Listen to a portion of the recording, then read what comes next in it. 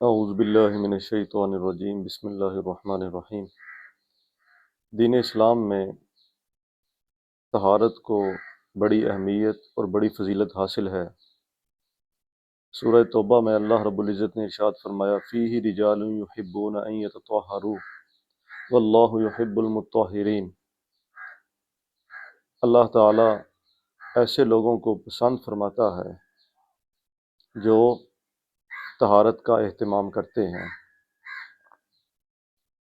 نبی کریم رؤوف الرحیم صلی اللہ علیہ وآلہ وسلم نے ایک جگہ پہ ارشاد فرمایا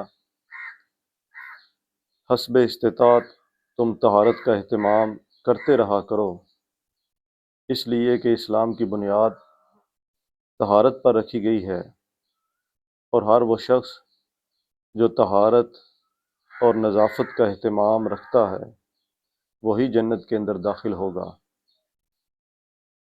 طہارت سے متعلقہ احکام و مسائل میں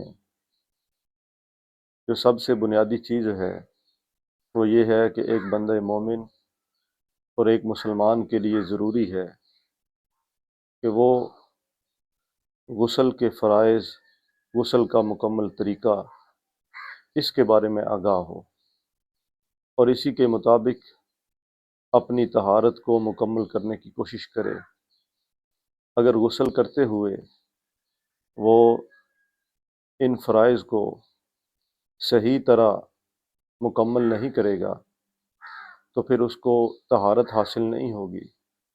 جب طہارت حاصل نہیں ہوگی تو پھر اس کی تمام عبادات جن کا انحصار طہارت کے اوپر ہوتا ہے وہ قابل قبول نہیں ہوں گی۔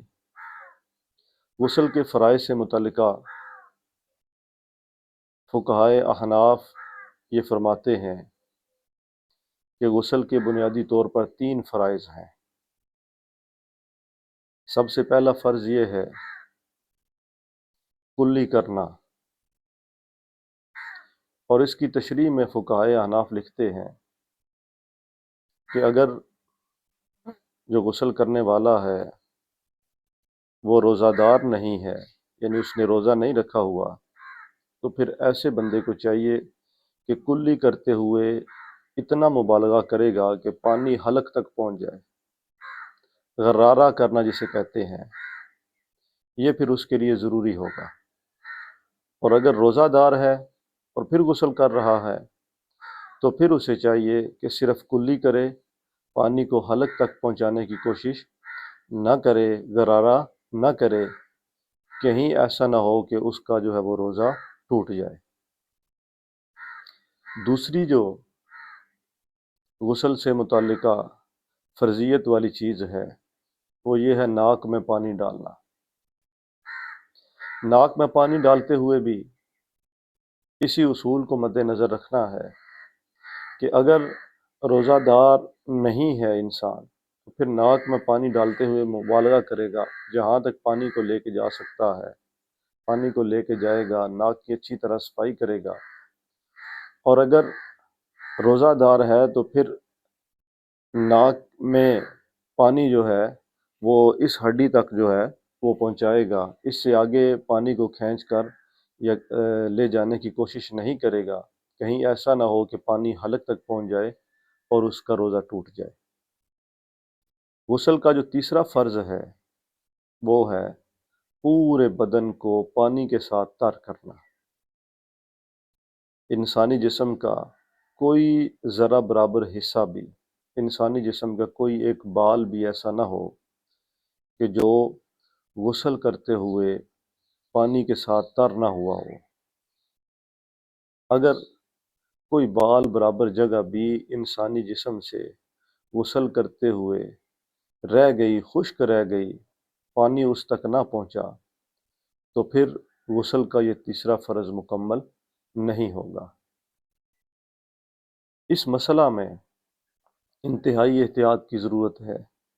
ایک چیز تو یہ کہ غسل کے فرائض سے اکثر لوگ لا علم ہوتے ہیں، اور بالخصوص جو دوسرا فرض ہے ناک میں پانی ڈالنا، اس سے وہ لاپرواہی برتتے ہیں۔ یا پھر جو غسل کا تیسرا فرض ہے